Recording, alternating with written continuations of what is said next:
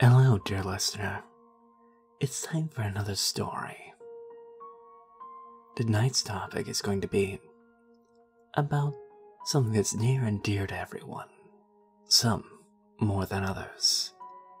That topic being sleep. So sit back, relax, or I have a tale to tell. Russian researchers in the late 1940s kept 5 people awake for 15 days using experimental gas-based stimulant. They were kept in a sealed environment to carefully monitor their oxygen intake so gas didn't kill them, since it was toxic in high concentrations. This was before closed-circuit cameras, so they only had microphones and 5-inch thick glass portal-sized windows into the chamber to monitor them. The chamber was stocked with books, cots for them to sleep on, but no bedding, running water in a toilet, and enough dry food to last all 5 for over a month. The test subjects were political prisoners deemed enemies of the state during World War II. Everything was fine for the first 5 days. The subjects hardly complained, having been promised, falsely, that they would be freed if they submitted to the tests. It did not sleep for 30 days. Their conversations and activities were monitored, and it was noted that they continued to talk about increasingly traumatic events in their past. The general tone of their conversations took on a darker aspect after the 4-day mark. After 5 days, they started to complain about the circumstances and events that led to where they were, and started to demonstrate a state of severe paranoia. They stopped talking to each other and alternately whispering to the microphones and the one-way portals. Oddly, they all seemed to think they could win the trust of the experimenters by turning over their comrades, the other subjects in captivity with them. At first, the researchers suspected this was an effect of the gas in itself. After 9 days, the first of them started screaming. He ran the length of the chamber, repeatedly yelling at the top of his lungs for 3 hours straight. He continued attempting to scream, but was only able to produce the occasional squeak. The researchers postulated that he had physically damaged his vocal cords. The most surprising thing about his behavior was how the other captives reacted to it. Or rather, didn't react to it. They continued whispering to the microphones until the second of the captives started to scream. The 2 non-screaming captives took the books apart, smearing page after page with their own feces, and pasted them calmly over the glass portals. The screaming promptly stopped.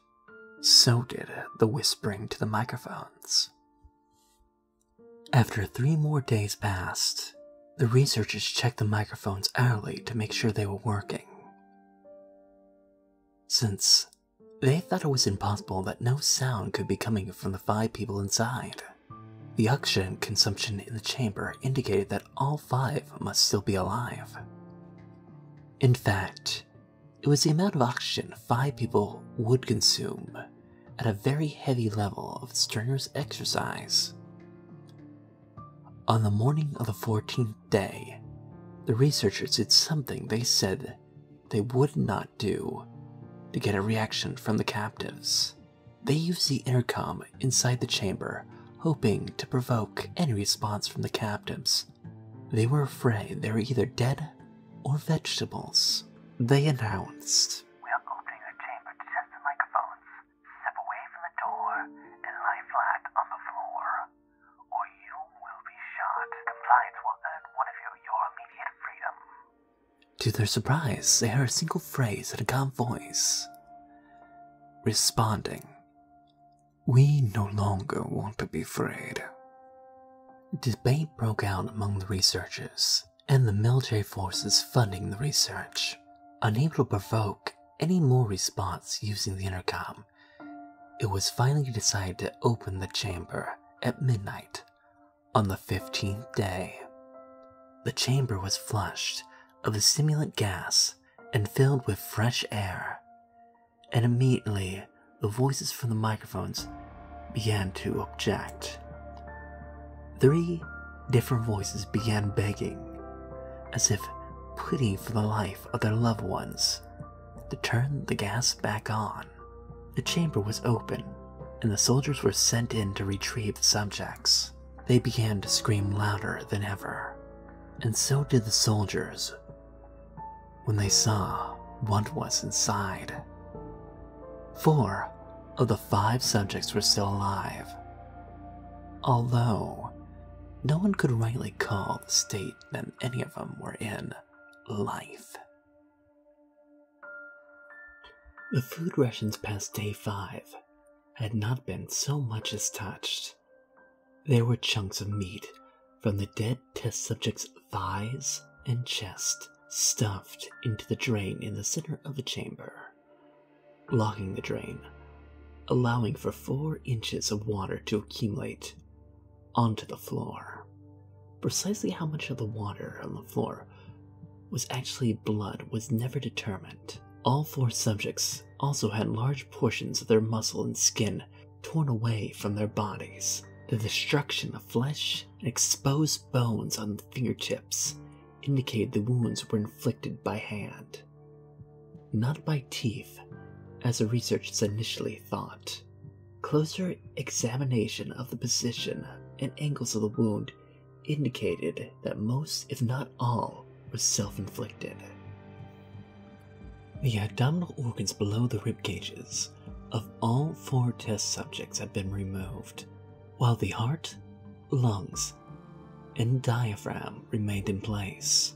The skin and most of the muscles attached to the ribs had been ripped off, exposing the lungs to the rib cage. All the blood vessels and organs remained intact.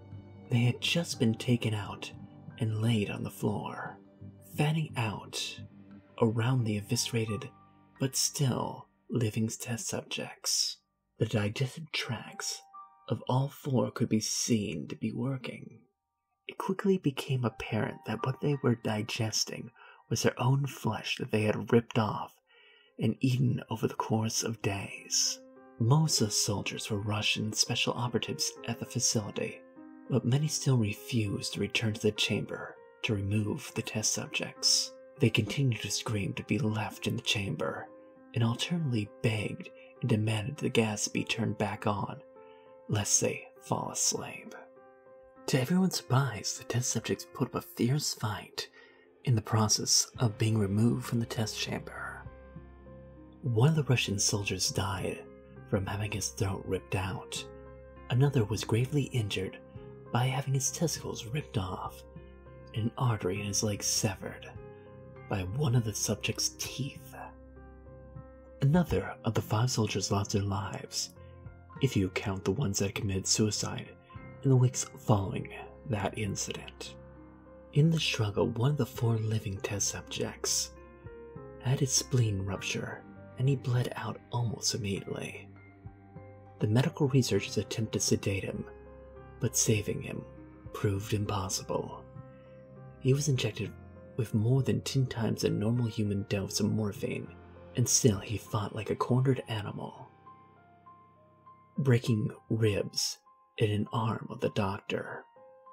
And when the heart was seen to beat for a full 2 minutes, after he bled out to the point there was more air in his vascular system than blood, even after it stopped, he continued to scream and flail for another 3 minutes, struggling to attack anyone in his reach, just repeating the word "more" over and over, weaker and weaker, until he fell silent. The surviving 3 test subjects were heavily restrained and moved to a medical facility. The 2 with still intact vocal cords continued to beg for the gas that kept him still awake. The most injured of the 3 was taken to the only surgical operating room the facility had. In the process of prepping him to have his organs placed back in his body, it was found that he was effectively immune to sedation they had given him to prep him for the surgery. He fought fiercely against his restraints. When the anesthetic gas was brought to put him under, he managed to almost tear most of the way through a 4-inch thick leather strap on his wrist, even though a 200-pound soldier was holding his wrist still. It only took a little more anesthetic than normal to put him under, and the instant his eyes fluttered close, his heart stopped. In the autopsy of the subject that had died on the operating table, it was found that his blood had triple the amounts of oxygen.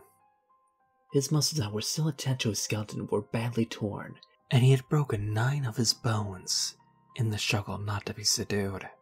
Most of them were from force in the fight to be subdued. The second survivor had been the first of the group of the 5 to start screaming.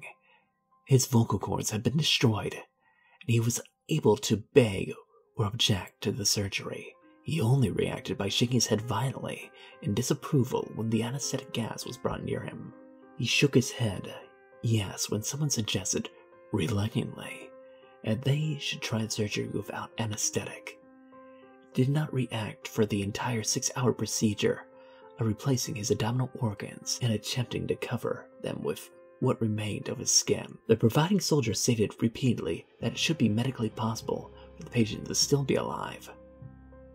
One terrified nurse assisting surgery stated that she had seen the patient's mouth curl into a smile several times whenever his eyes met hers.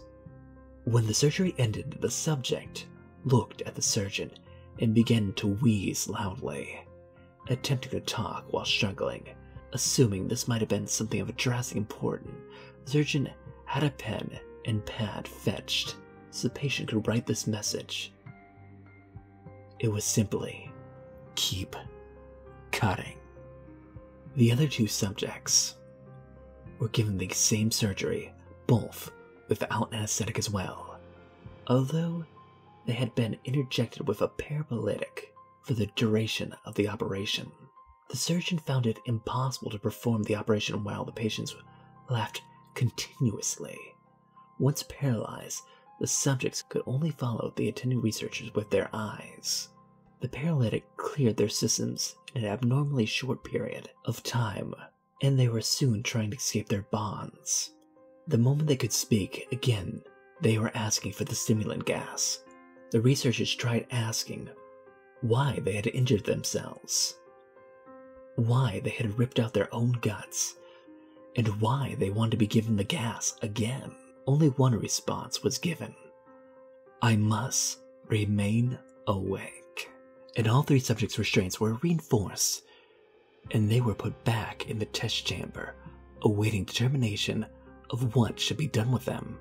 The researchers, facing the wrath of the military benefactors for having failed the stated goals of the project, considered euthanizing the subjects. The commanding officer, an ex-KGB, instead saw potential and wanted to see what would happen if they were to put the gas back on. The researchers strongly objected, but they were overruled. In preparation for being sealed in the chamber, were connected to an EEG monitor and had their restraints padded for a long-term confinement. To everyone's surprise, all 3 had stopped struggling the moment it let slip that they were turning on the gas. It was obvious at that point all 3 had put up a great struggle to stay awake. One of the subjects that could speak was humming loudly and continuously. The mute subject was straining his legs against the leather bonds with all his might. First left, then right, then left again, for something to focus on. The remaining subject was holding his head off his pillow and blinking rapidly. Having been the first one wired to the EEG, most of the researchers were monitoring his brainwaves with surprise. They were the most normal of the time, but sometimes they flatlined inexplicably, and it looked as if they were repeatedly suffering brain death before returning to normal. As they focused on the scrolling paper of the brainwave monitor, only one nurse saw His eyes slipped shut. At the same moment his brain hit the pillow, his brainwaves immediately changed to that of a deep sleep. Then, at last, his heart simultaneously stopped. The only remaining subject that could speak started to scream to be sealed in now. His brainwaves showed the same flat lines as the one that had just died from falling asleep. The commander gave the order to seal the chamber with both subjects inside, as well as 3 researchers. One of the 3 immediately began to draw his gun and shot the commander point blank between the eyes, then turned the gun on the mute subject and blew his brains out as well. He pointed his gun at the remaining subject, still restrained at the bed. As the remaining members of the medical and research field team fled the room, "I won't be locked in here with these things. Not with you," he screamed at the man, strapped to the table. "What are you?" he demanded. "I must know." The subject smiled. "Have you forgotten so easily?" The subject asked. "We are you. We are the madness that lurks within all of you, begging to be set free every moment in your deepest animal mind. We are what you hide from in your beds every night. We are what you sedate into silence and paralysis when you go into the nocturnal haven where we cannot tread." The researcher paused and aimed and fired. The EEG flatlined as the subject weakly choked out. "So nearly free."